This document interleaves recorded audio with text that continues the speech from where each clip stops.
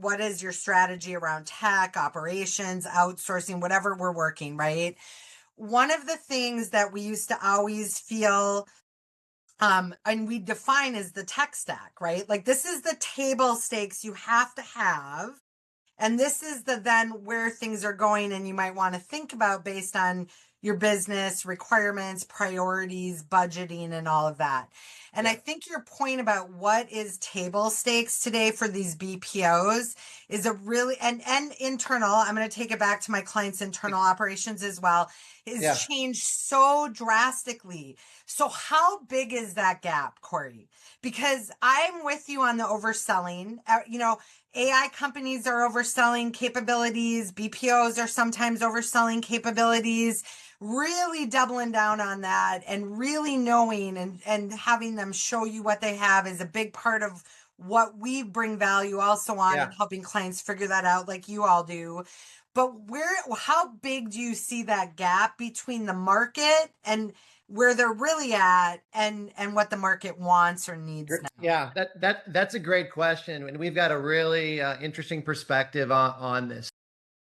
3 years ago, we saw this innovation coming fast, and so we created we call them BPO Innovation Summits. Initially, they were sponsored by Google and NICE, and we'd meet at Google facility, invite 50 of our BPO partners to really and bring in different technology organizations, and, very AI centric, but contact center technologies. And we're sharing with them that, hey, the BPOs really need to lean in.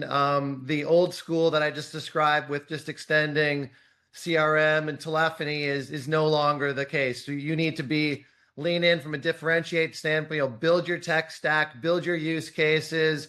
And 3 years ago, they were, this is interesting concept. This is great thought leadership.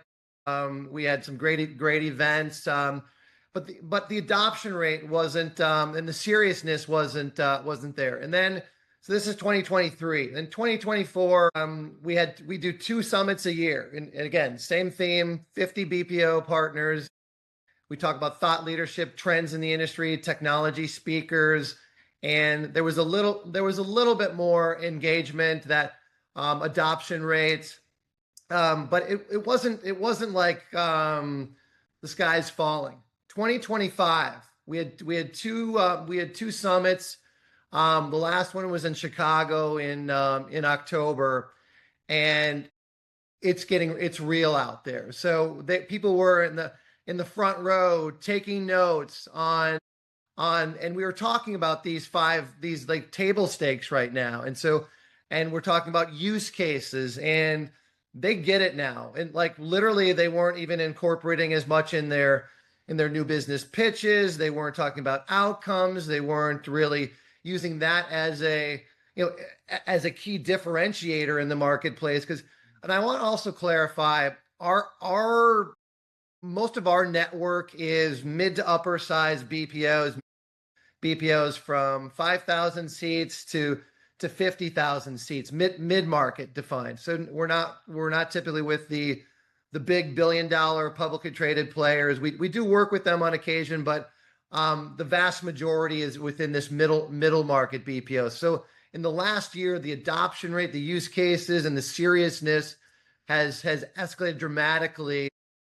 To answer your question, there are still some gaps, and we're actually doing that gap analysis, and it's getting real that BPO calls us and says, "Hey, why aren't we being included in any of your searches?